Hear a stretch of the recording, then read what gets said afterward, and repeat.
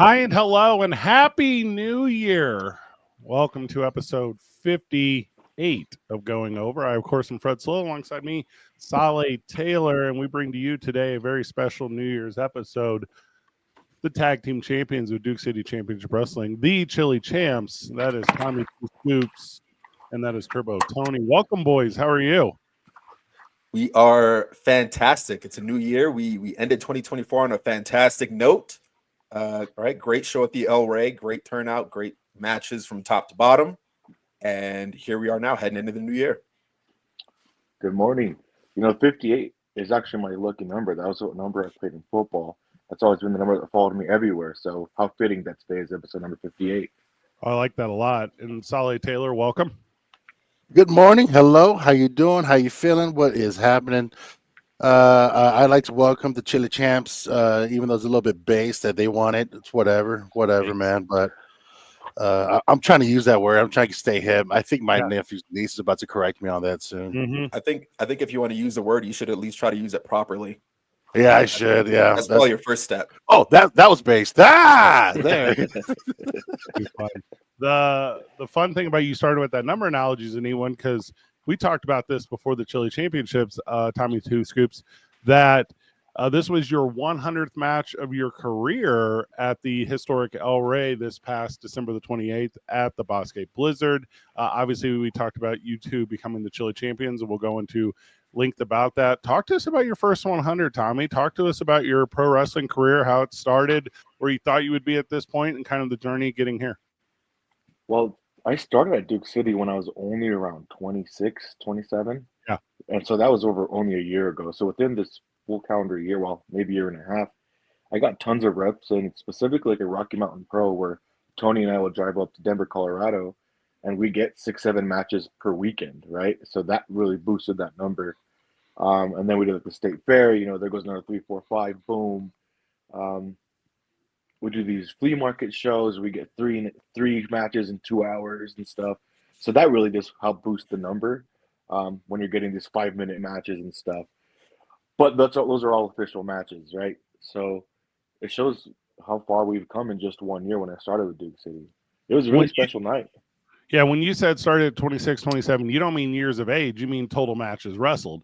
So it's like it's a fun story to tell of where you were to where you got here. And Tony, your story with us is substantially different. You had wrestled for a lot of years, stepped away for some point, and then came back to Duke City or came back to pro wrestling through Duke City Championship Wrestling. Talk to me a little bit about kind of your journey and the juxtaposition as it relates to Tommy's.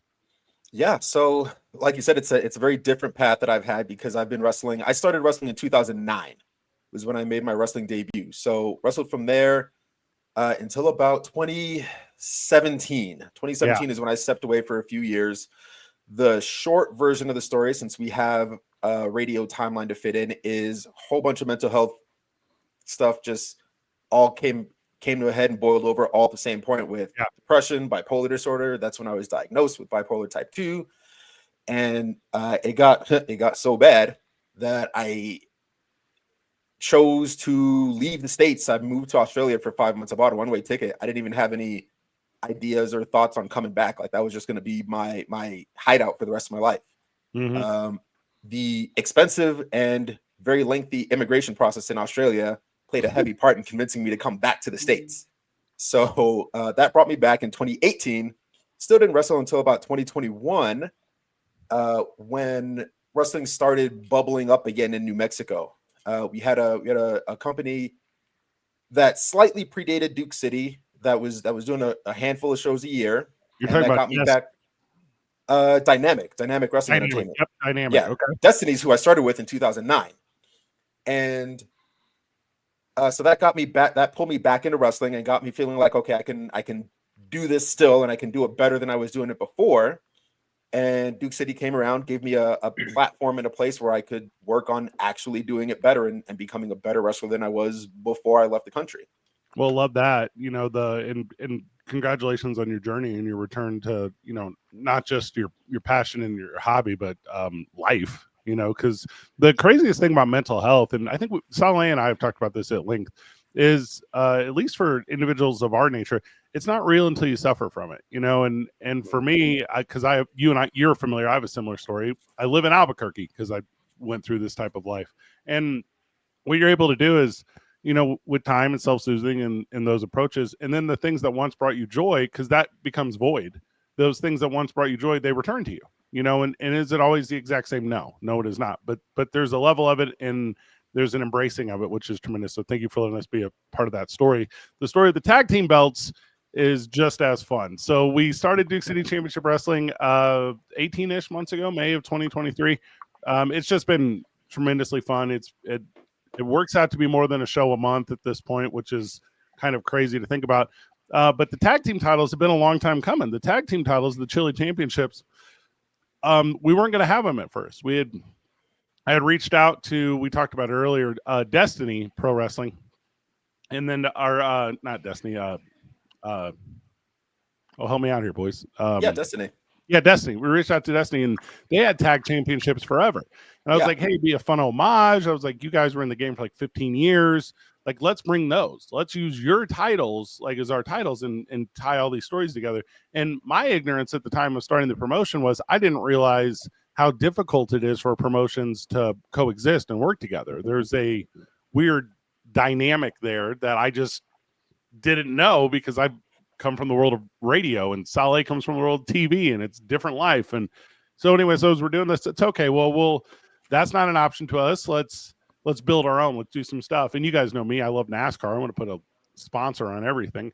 So I go out and I go to Monroe's, and I go to Sadie's, and I go to all these other New Mexican restaurants. And I'm like, hey guys, put your names on these belts. Like, let's do it. Like, and this was like every month it was, come back next month. We just kept pushing it out until eventually we've got to the point where, full transparency here, we're a little solvent, which is nice. Like, we can make shows without that kind of financial support the way we thought we would have to.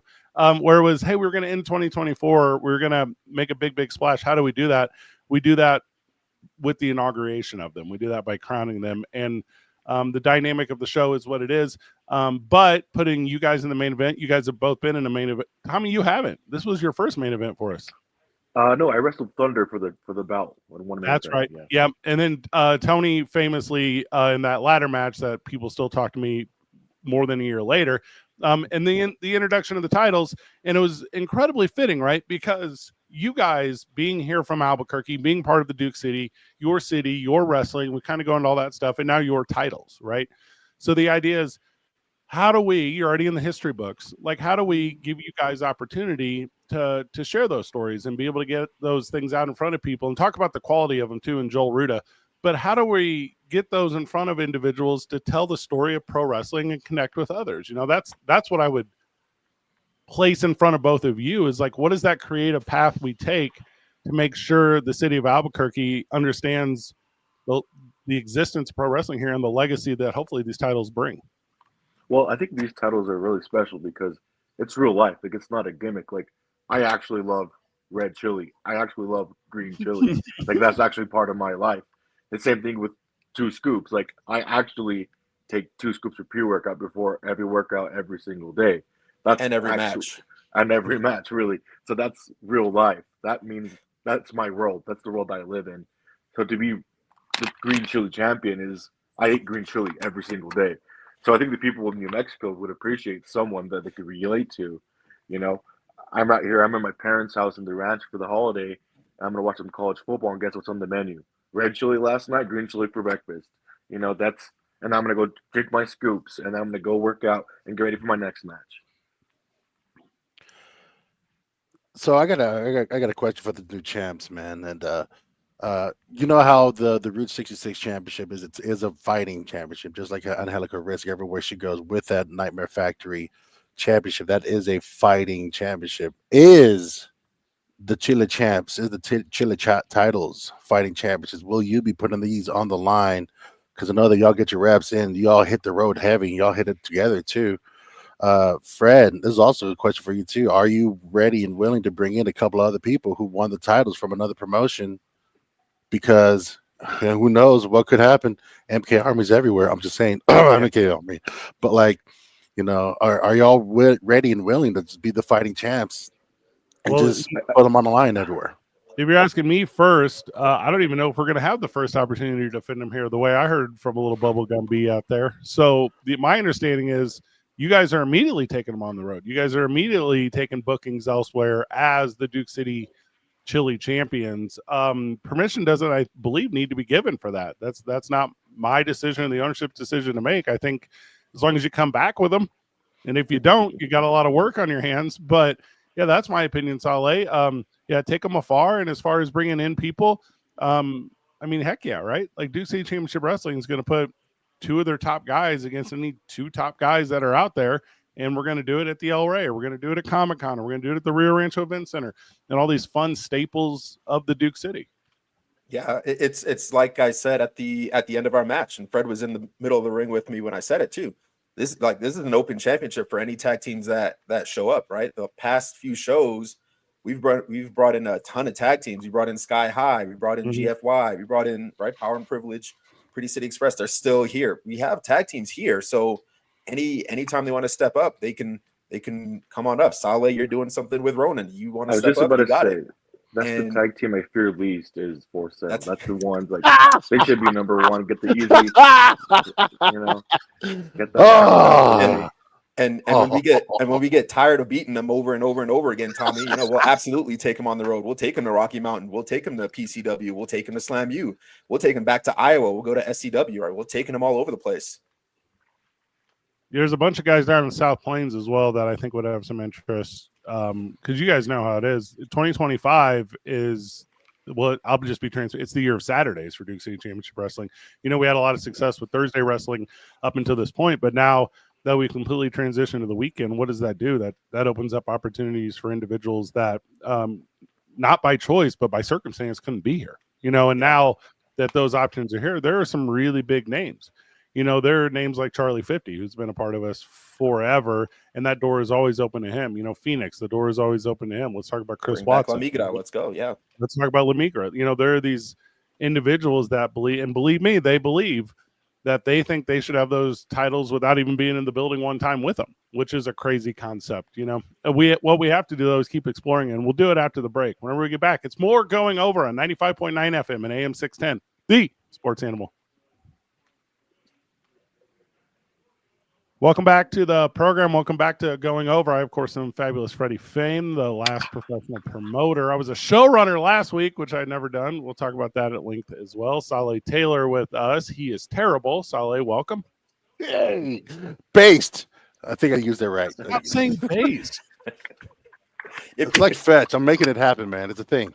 I guess if you say it 400 times, you'll eventually say it correctly one of those times. Exactly. And joining us is Turbo Tony Davis and Two Scoops himself, Tommy Two Scoops, the tag team of Turbo Test, the Duke City Championship Wrestling Chile champions. Thank you for joining us, boys. It was a big night at the Bosque Blizzard, December the 28th, as you guys walked out and closed out 2024 as the inaugural Duke City Championship Wrestling Tag Team Champions. When we eventually open a brick and mortar Pro Wrestling Hall of Fame here in New Mexico, your name will be etched on the wall. What a cool accomplishment. Boys, talk to us a little bit about the night. Talk to us about, actually, scratch that. Talk to us about the day. Talk to us about preparation for the night. Talk to us about becoming champions, and then talk to us about celebrating that championship. So the day, for most of the day, we thought it was going to be a third match with Pretty City Express. And at that point, we'd already wrestled them twice. We beat them once. They beat us once dirty by smacking me in the head with one of the belts. So I do remember that. And so coming into the night for the third time, it's like, well, this is going to be the tiebreaker. And obviously we are the only ones with a clean win in this short story. That is Turbo Test versus Pretty City Express. So it's a matter of what Tommy and I always do, which is we always bring the A game. Pretty City Express, even though we beat them once, they're not to be taken lightly because they're super, super talented. If anybody's ever seen them in the ring, they know this. And as long as we did what we did in June when we beat them, or July, whenever that was. Yeah, historically. Whatever, as long as we bring that same A game and a little bit more, because they're getting better, just like we're getting better. So we just have to stay that one step ahead of them that we already are, and it'll be aces. I think that was the point I was going to bring up was they're no slouch. Like they're really good. Like they're both really strong. They're both 6'1", 6'2", jacked to the gills. 8-pack of abs. Very slippery. They don't go light on that baby oil, and they are really good at wrestling. They hit hard. They hit fast. So we knew what we had coming. Our work was cut out for us. We maybe had the speed advantage with him. They grounded Tony. I maybe had the strength advantage with hitting the ropes with them. That's kind of what we played into, was the power game. They played the perfect game. What actually ended up costing them was Solly Taylor. Making that last minute distraction, leading into Tony getting that roll up. Because until that point, it was 50-50. So I don't know. It could have went either way. It was a very fun match. Those guys are slippery, like I said. So partying, you said, how do we party afterward? I was covered in baby oil, bucked up, which that's how I want to end almost every Saturday night. Well, Solly Taylor being a part of the main event was not by request. Solly Taylor often does what he wants, and it often ends poorly for him. He's basically the Wile E. Coyote. He does nothing right. I do everything almost right. It feels right. He's very crafty with the worst execution consistently. You guys mentioned get it, Solid. I just like y'all just like jealous because I give extra eyes on anything that I'm a part of. That's just what it is. I just felt like you need a little bit of more eyes, so I just walked in and I just wanted to say hi. The fabulous Freddie Fame tried to get in my face about this. I was like, hey, why don't you come in and say hi to my friends out there? People wanted to see me. The people wanted to see me. They love it. I get these so aggressive woos. It's so beautiful, man. They're not woos. That's how we communicate. It's very aggressive woos, man. The tag team of Turbo Test is with us, Tommy Two Scoops and Turbo Tony Davis, and we were talking about they becoming the inaugural tag team champions. We're talking about they becoming the Chile champions here in Duke City Championship Wrestling. And you boys were so focused on your match. What you missed out was the opening bookend of the show, which was Solly Taylor being booed out of the ring after he and Ronan had a run-in. So I guess tough love, man. Okay. What we do with my guys, man, tough love, right? Like we love hard, we play hard, we work hard. They work hard, really hard. I correct when I need to. Comes easy to you, right? Yeah. So stupid. You had mentioned Tony. Oh, go ahead, Tommy. Well, we knew we were going to expect MK starting, and you mentioned, Fred, what's the possibility of us taking these belts on the road? Because Tony and I, fun fact, I actually only had 4 weekends off all year of 2024. Wow. Right. So I was in 16 different states. Out of all those states, I had a rivalry with MK and the MK Army, and Solly was right when he said they were everywhere. I had a feud with him in Los Angeles, Las Vegas, Phoenix, and now Albuquerque. So everywhere I went, he has been a thorn on my side. So this was actually the third stunner I gave him in the third state. With, last week, right before we were in Pahrump, Nevada, where I actually had another standoff with MK, where he ended up catching discus lariat and he got arrested by the police. So it's been a nonstop feud between the two of us, and I'm sure this is going to continue into 2025. And I want to make one quick point. If I'm the Pretty City Express, I want to get my hands on For Sale because they cost them the championship match. That's just, if I'm them, I think that's what's coming for you guys. Now, heading back to these belts, traveling everywhere, I don't know. I don't care who the MK Army sends. I mean, what place, what time, Tony and I will be ready. We'll be ready. You were talking about at the beginning of this segment, Tony, how you just thought it was going to be a rubber match between you two and Pretty City Express, talking about how it was going to be another day. But at the beginning of our show, Matthew Robles is out, and Matthew Robles, through decisions that he makes, Hobo Hank is not able to perform. Hobo Hank is not in the building. Hobo Hank is not there. And we got to make some moves. And as Tommy mentioned, when MK shows up, when Matthew Robles shows up, he brings with him that army. That army is Pretty City Express. I, who don't necessarily always have an in-ring presence with Duke City Championship Wrestling, I make my way to the ring, and we're going to have a real fun conversation amongst men with almost 500 of our closest friends in attendance. And we decide that tonight is the night where we're going to put the meat to the burner. We're going to see what happens with his two best guys versus our two best guys, being the tag team of Turbo Test. for the Duke City Championship Wrestling Tag Team titles. And that was the moment when you guys became privy, because I didn't necessarily run that up the pipe to anyone. So whenever you guys became privy to that, how did that locker room change for you? How did the back of the house change for you? What was the dynamic as you guys went from another day at work to a pretty important day at work? So Tommy and I were right behind the curtain. We were watching on the monitor. We were watching the promo because anytime we were watching your back, and we're really watching MK to make sure he stays as much on the up and up as he can. And he's so fair. He's always fair. That's not the word I would use, but anyway. We're back there watching the monitors, and Tommy's on one side, I'm on the other side. We're looking, and we hear the announcement, and we both our eyes just leave the monitor. We look at each other, and we're like, "Huh, we should have." All right, yeah, we screwed up. Yeah, wasn't thinking about it. Back there. It happened too quick. Yeah, but you didn't want a camera. We were busting out so many squats. It would have been up, down instantly. Yeah, instantly. We just started doing squats, and then immediately after the announcement is made, we have to start the show. We start the show. The first match is Saleh Taylor, so he doesn't get a chance in the back to do some of that foolish stuff that he always does. He's got to go out there and perform. Proves to be a loser. Proves to take your time. You know what they say, Freddie? They say you're only as good as your last at bat, and Saleh has this talent of constantly staying at the same level with that last at bat.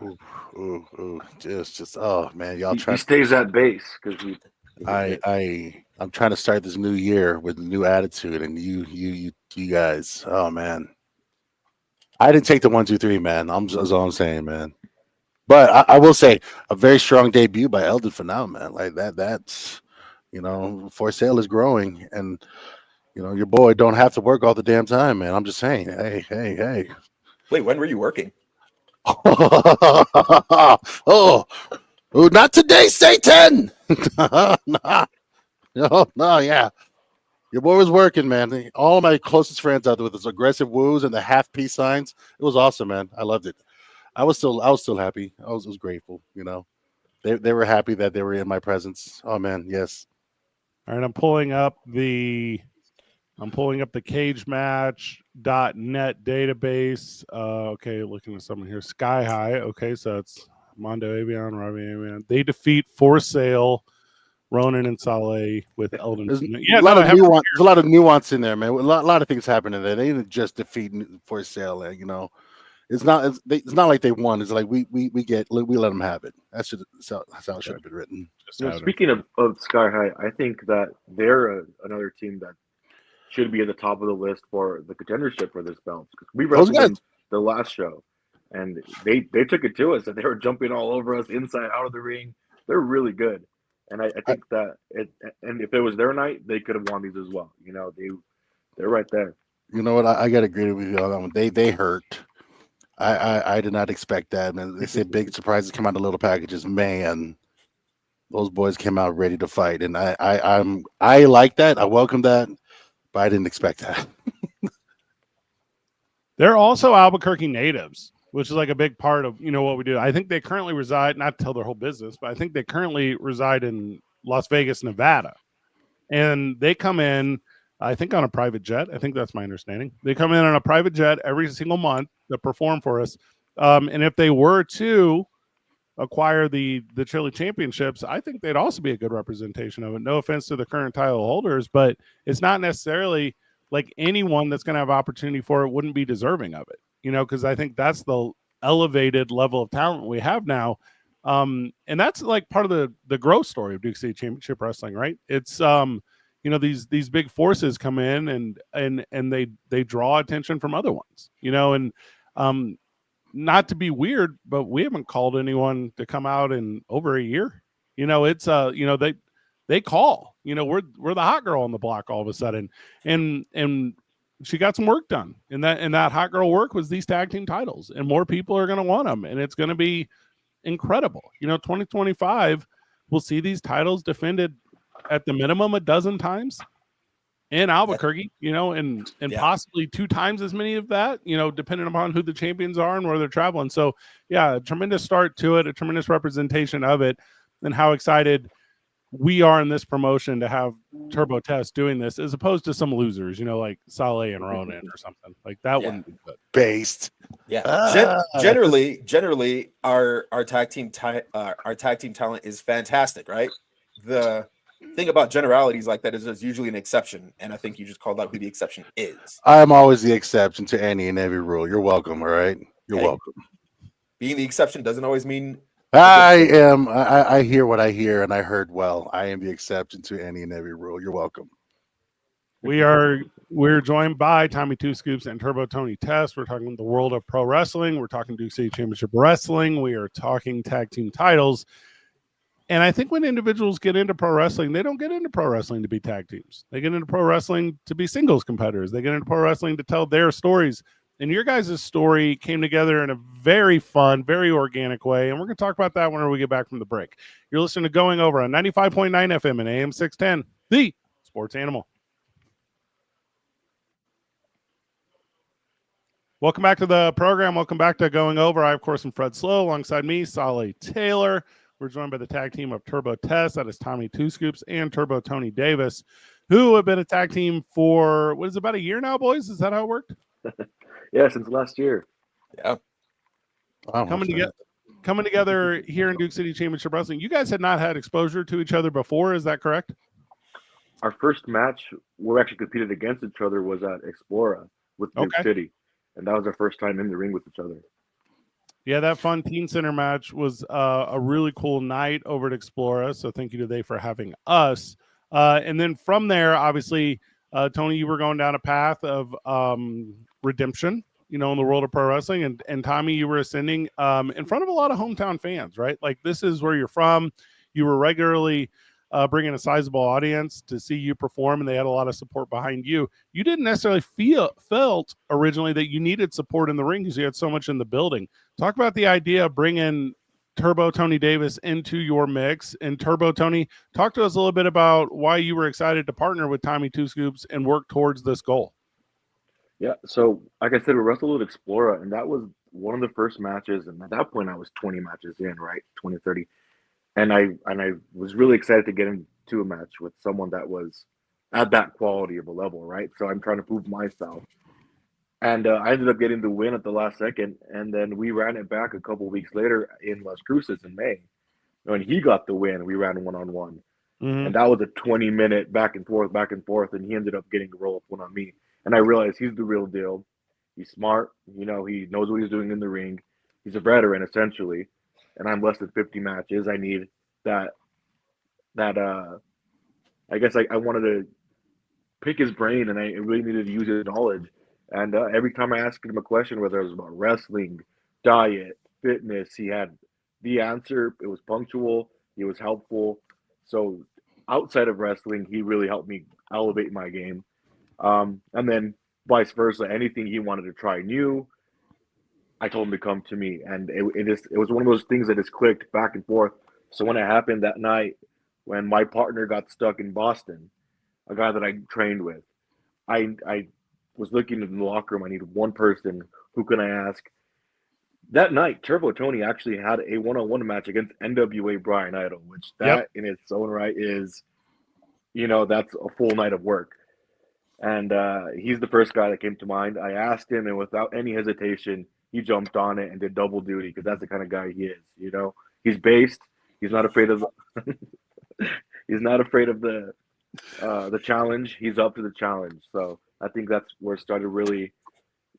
That's where that first night where that chemistry really clicked.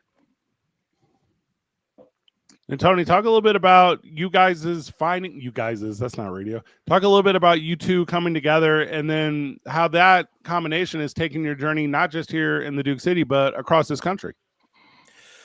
So like Tommy said, it started with our match at Explorer last December, right? We went one-on-one and it was a close match. Tommy just barely got the win. We had our rematch in Las Cruces and it went the other way, but it was still just as close. And one of the things that was really instrumental to me to having a good 2024 was Tommy, because early in 2024, he just yanked me into his car and he's like, hey, we're going to Denver. We're going to Rocky Mountain. I want you to meet some people. And so I went out there, had a match, singles match, and they walked up to Tommy as we were leaving. And they're like, "Hey, we'll see you next time." They looked at me and they go, "Hey, make sure he comes back too."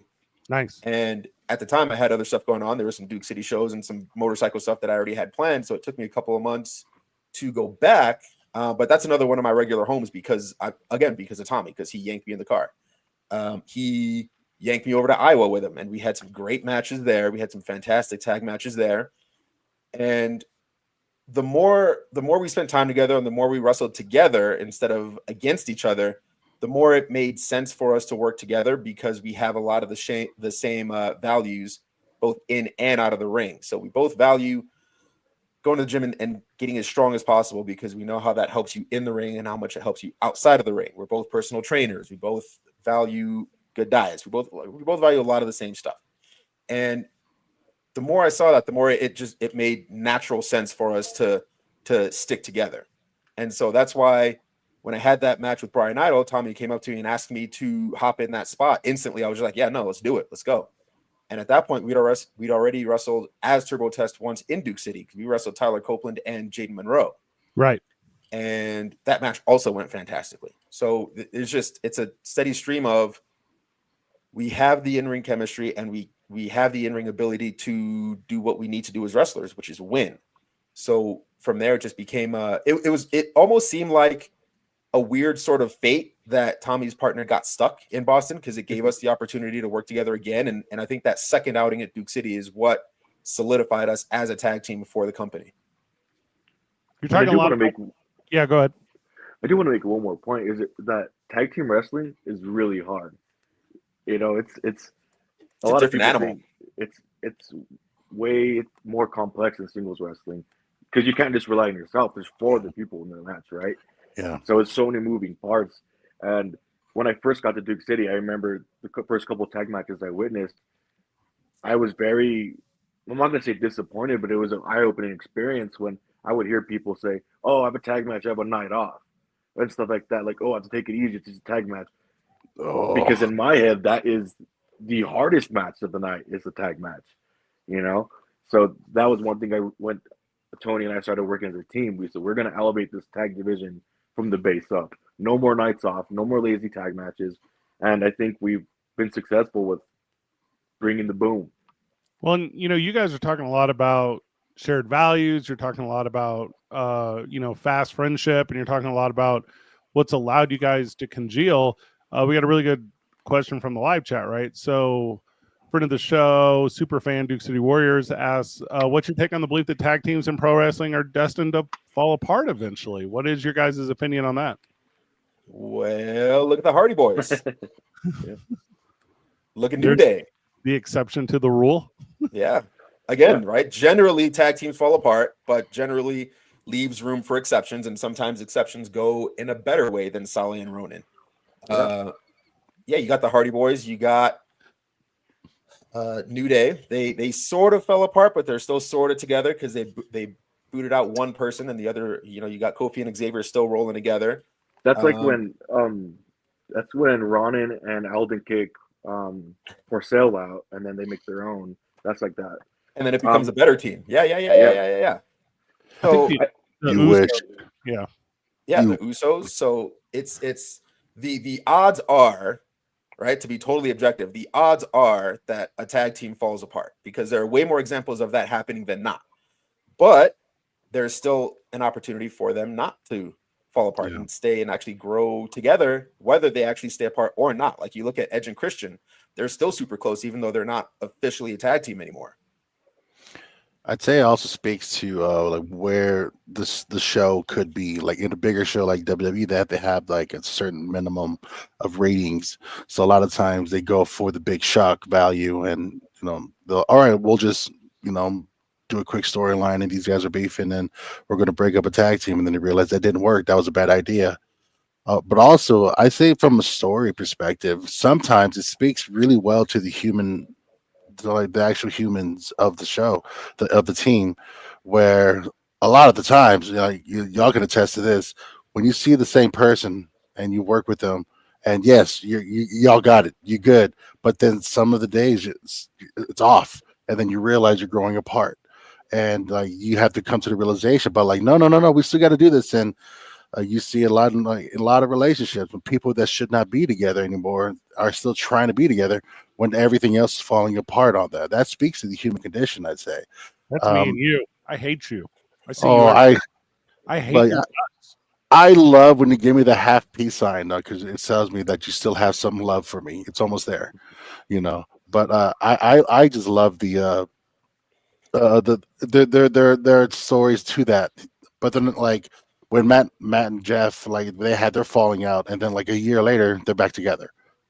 And sometimes the tag teams just needs a little time to breathe and like get a little flex on some singles and get a little push. And if that doesn't work, we still have the tag team back together, stronger. And y'all trying to say Eldon and Ronan trying to kick me out? Nah, maybe they sell outs. They went to the Chinese buffet on Sunday morning without you. Actually, Who told you that? No, I didn't know. Eldon sent us a picture. I don't know. Yeah. I don't know what you're talking about. I was fasting anyways. Whatever, dude. Oh, you're fasting. I got it. I was at McDonald's. Had fast food. It was good.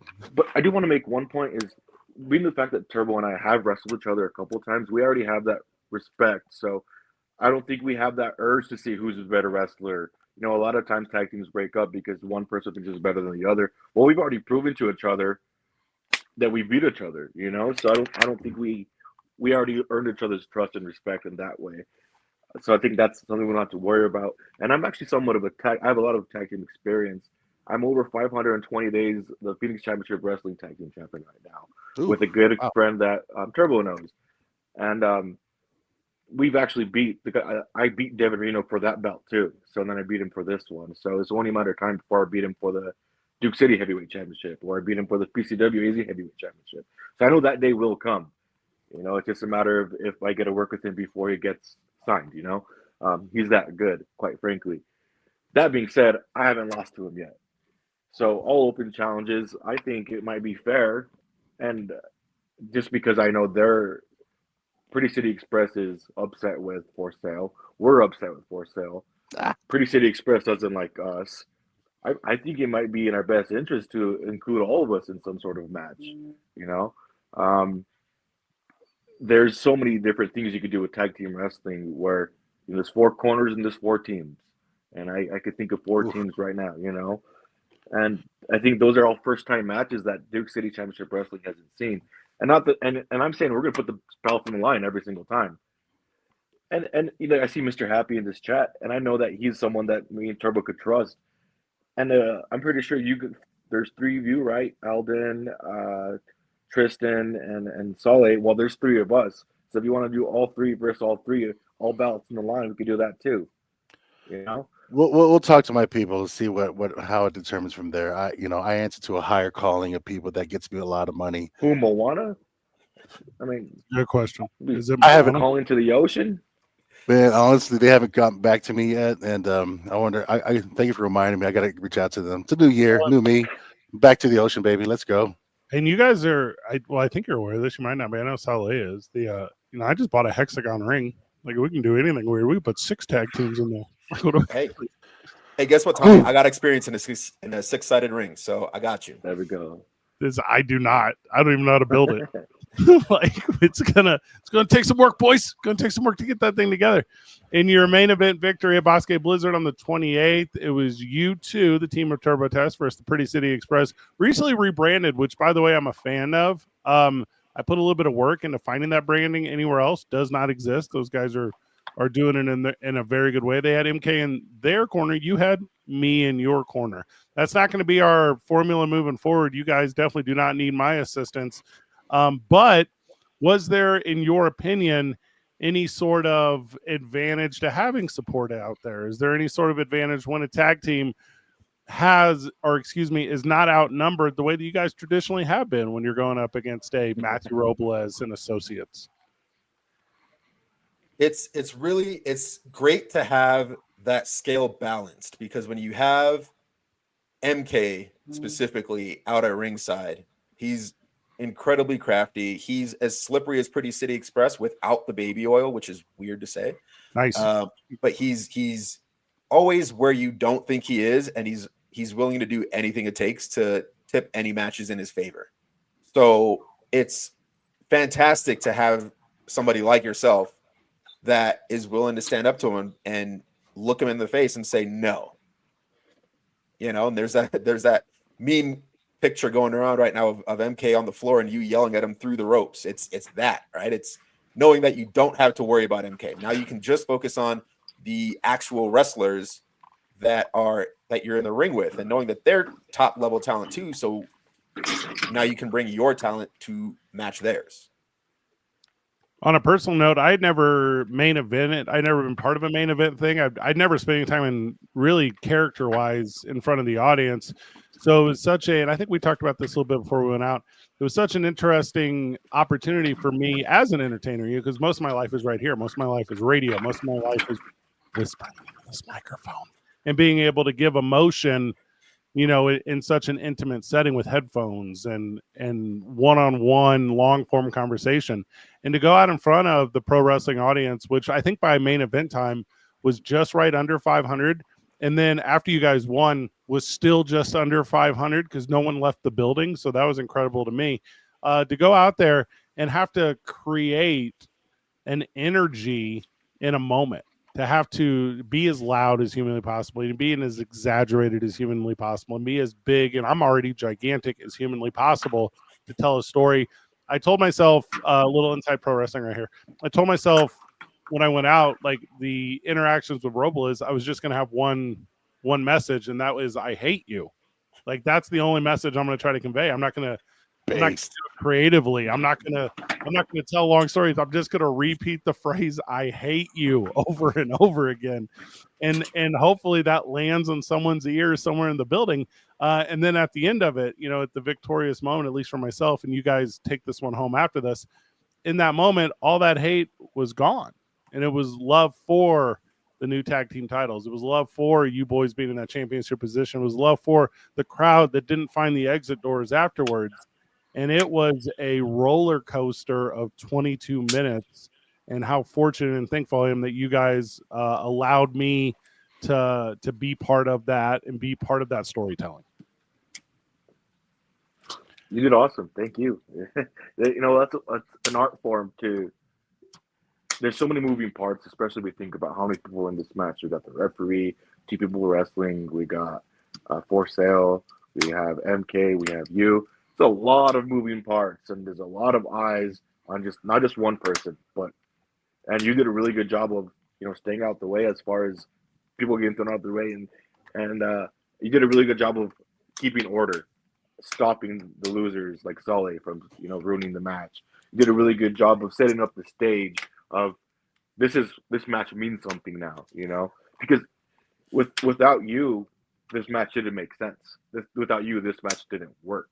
Right, you were a very key pivotal part to this match, in the same way that MK is in all our other matches. So it was nice to have that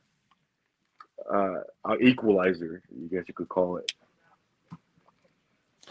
Here's a quick question for you. Actually, a little quick statement for you. I have fun being me and just have fun doing what I do in the show. I serve the show. I serve this industry because it's given me so much, and I've taken a lot. So the only thing I can do is give back. And right now, I can only give respect. I can say every champion that we have are people that work their butts off and has earned it in their own right. So I can only say everyone that has a title on them earned it. So I earned it too, but whatever. We'll talk about that later. But I got business to deal with too. But it's a great thing watching this work, and watching your journey, how I've been part of it this last year. So I know that y'all work really, really, really hard, and all of the other champions, and even one that's held the championships as well, and people that's earned it. So. Yeah, absolute banger of an event. Absolute fun into 2024 from the live chat. Aside from the 28th, aside from the Bosque Blizzard, did you 3 have highlights from the year? Were there big 2024 moments that really jumped out to you guys?